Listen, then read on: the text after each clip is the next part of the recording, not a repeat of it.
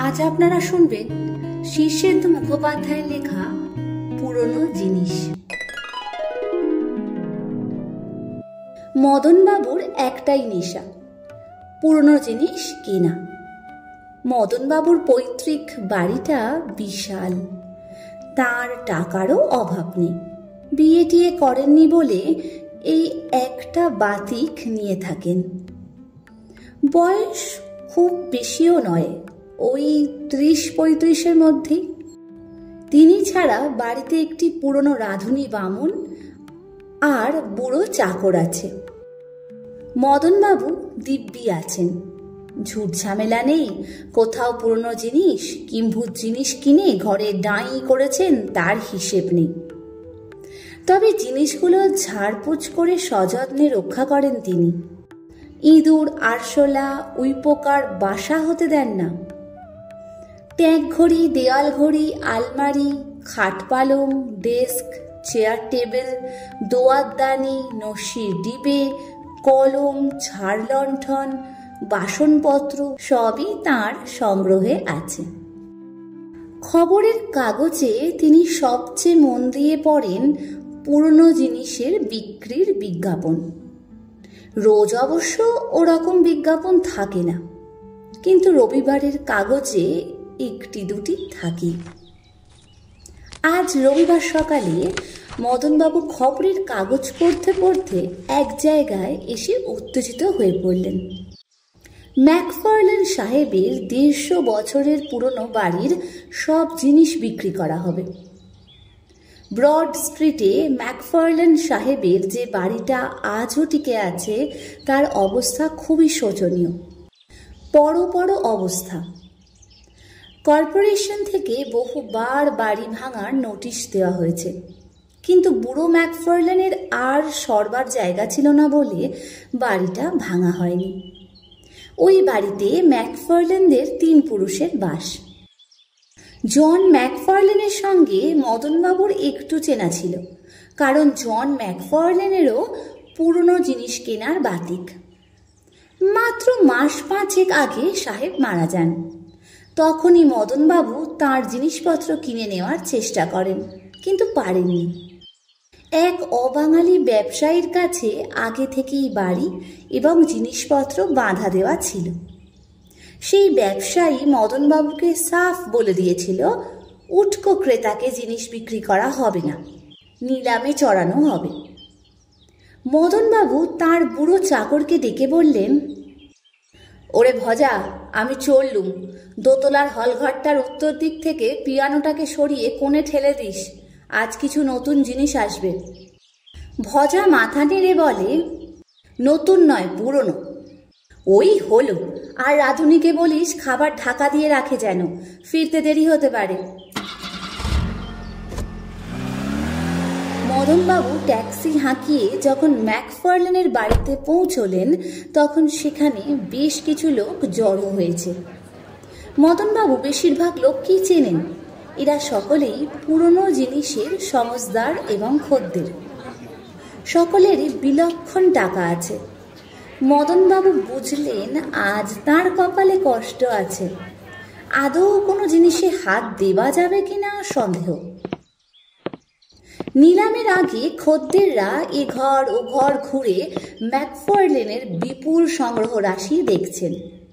আসবাবপত্র থেকে শুরু করে ছোটখাটো জিনিসের এক খনি বিশেষ।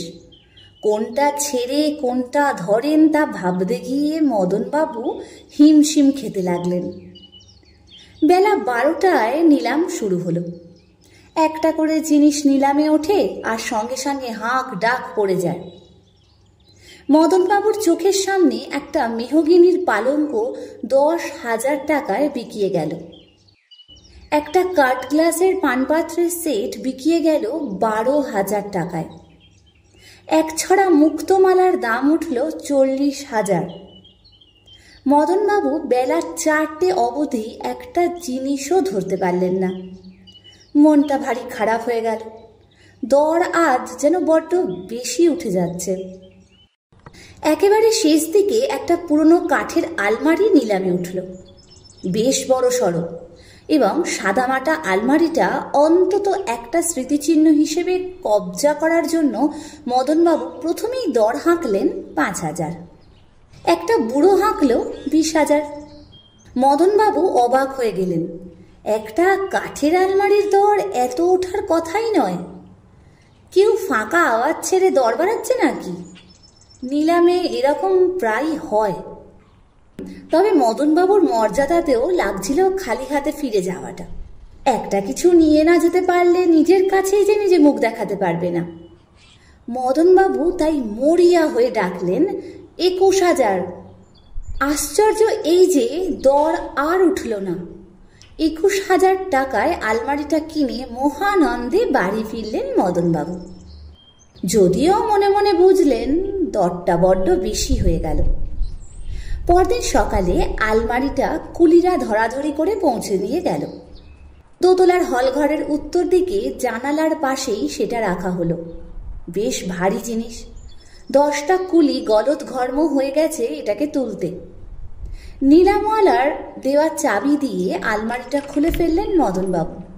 নিচে ওপরে কয়েকটা ড্রয়ার, মাঝখানে ওয়ার্ড্রব। মদনবাবু অনেকক্ষণ ধরে খুঁটিয়ে দেখলেন জিনিসটা। বর্মা সেগুন কাঠের তৈরি ভালো জিনিস, কিন্তু 21,000 টাকা দরটা বেজায় বেশি হয়ে গেছে। তা আর কি করা, এ নেশা যার আছে তাকে মাঝে মাঝে ঠকতেই হয়। 21,000 টাকার কথা ভাবতে ভাবতেই ঘুমিয়ে পড়েছিলেন মদনবাবু। গভীর রাতে ম্যাকফার্লেন সাহেবকে স্বপ্নে দেখলেন। বুড়ো তাকে বলছে, তুমি মোটেই ঠকনি হে, বরং জিতেছ। মদনবাবু ম্লান হেসে বললেন, না সাহেব, নিছক কাঠের আলমারির জন্য দর হাঁকাটা আমার ঠিক হয়নি। ম্যাকফার্লেন শুধু ঘন ঘন মাথা নেড়ে বলল, না না, আমার তা মনে হয় না, আমার তা মনে হয় না। মদনবাবু মাঝরাতে ঘুম থেকে উঠে একবার জল খান রোজই। আজও ঘুম ভাঙল। পাশের টেবিল থেকে জলের গেলাসটা নিতে গিয়ে শুনলেন পাশের হলঘর থেকে যেন একটু খুটুর খুটুর শব্দ আসছে। ওই ঘরে তার সব সাধের পুরনো জিনিস। মদনবাবু তাড়াতাড়ি উঠে টর্চ নিয়ে পাশের ঘরে হানা দিলেন। টর্চটা জ্বালাতে যাবেন এমন সময় কি যেন বলে উঠল, দয়া করে বাতি জ্বালবে না, আমার অসুবিধা হবে। মদনবাবু ভারী রেগে গেলেন। টর্চের সুইচ টিপে বললেন, আচ্ছা নির্লজ্জ লোক তো, চুরি করতে ঢুকে আবার চোখ রাঙানো হচ্ছে। কে হে তুমি? চোরটা যে কে বা কেমন তা বোঝা গেল না, কারণ টর্চটা জ্বলল না। মদনবাবু টর্চটা বিস্তর ঝাঁকালেন, নাড়ালেন, উল্টে পাল্টে সুইচ টিপলেন, বাতি জ্বলল না। এ তো মহা ফ্যাসাদ দেখছি। কে যেন মোলায়েম স্বরে বলল, অত ঘাবড়াচ্ছেন কেন? মদনবাবু চোরকে ধরার জন্য আস্তেন গোটাতে গিয়ে টের পেলেন যে তার গায়ে জামা নেই। আজ গরম বলে খালি গায়ে শুয়েছিলেন। হিঁড়ে গলায় একটা হাঁক মারলেন, শিগগির বেরো বলছি, নইলে গুলি করব, আমার কিন্তু রিভলভার আছে। নেই। কে বলল নেই? জানি কি না, কিন্তু লাঠি আছে। খুঁজে পাবেন না। কে বলল খুঁজে পাবো না? অন্ধকারে লাঠি খোঁজা কি সোজা? আমার গায়ে কিন্তু সাংঘাতিক জোর, এক ঘুষিতে নারকোল ফাটাতে পারি। কোনোদিন ফাটাননি। কে বলল ফাটাইনি? জানি কি না, আপনার গায়ে তেমন জোর নেই। আমি লোক ডাকি, দাঁড়াও। কেউ আসবে না, কিন্তু খামোখা চেঁচাচ্ছেন কেন? চেঁচাবো না? আমার এত সাধের সব জিনিস এ ঘরে, আর এই ঘরে কিনা চোর। চোর বটে, কিন্তু এলেবেলে চোর নই মশাই। তার মানে? কাল সকালে বুঝবেন। এখন যান, গিয়ে ঘুমোন, আমাকে ডিস্টার্ব করবেন না। মদনবাবু ফের ঘাবড়ে গিয়ে ফিরে এলেন ঘরে। দুরু দুরু বুকে বসে থেকে পাশের ঘরের নানা বিচিত্র শব্দ শুনতে লাগলেন। তার সাধের সব জিনিস বুঝি এবারে যায়। দিনের আলো ফুটতেই মদনবাবু গিয়ে হলঘরে ঢুকে যা দেখলেন তাতে ভারী অবাক হয়ে গেলেন। এক ম্যাকফার্লিনের সেই কাঠ গ্লাসের পানপাত্রের সেট আর একটা গ্র্যান্ডফাদার ক্লক হলঘরে দিব্যি সাজিয়ে রাখা। এই দুটো জিনিস কিনেছিল দুজন আলাদা খদ্দের।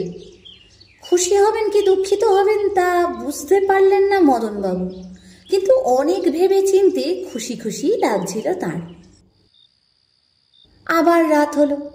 মদনবাবু খেয়ে দিয়ে শয্যা নিলেন, তবে ঘুম হলো না। এপাশ ওপাশ করতে করতে একটু তন্দ্রা মতো এলো।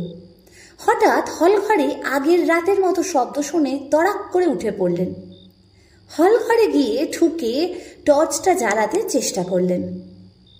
কে? তা দিয়ে আপনার কি দরকার? যান না, গিয়ে শুয়ে থাকুন, আমাদের কাজ করতে দিন। মদনবাবু একটু কাঁপা গলায় বললেন, তো তোমরা কারা বাবারা? সে কথা শুনলে আপনি ভয় পাবেন।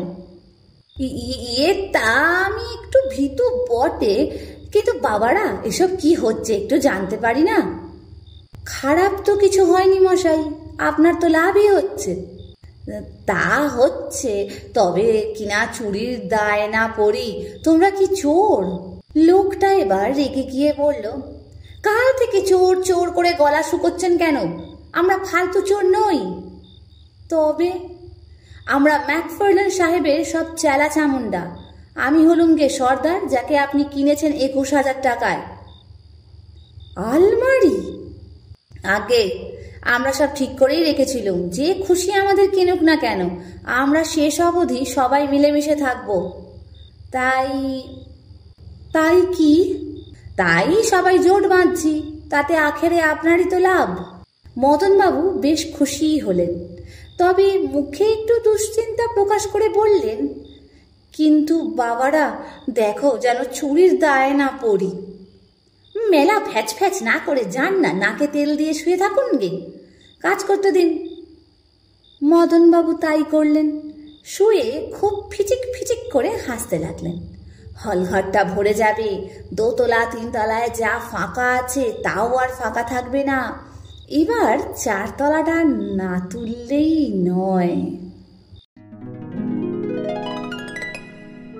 যদি গল্পটি ভালো লাগে তাহলে লাইক, কমেন্ট আর শেয়ার করবেন, আর চ্যানেলটাকে সাবস্ক্রাইব করে নিয়ে বেল আইকনটা প্রেস করে দেবেন নতুন নতুন গল্পের নোটিফিকেশন পাওয়ার জন্য।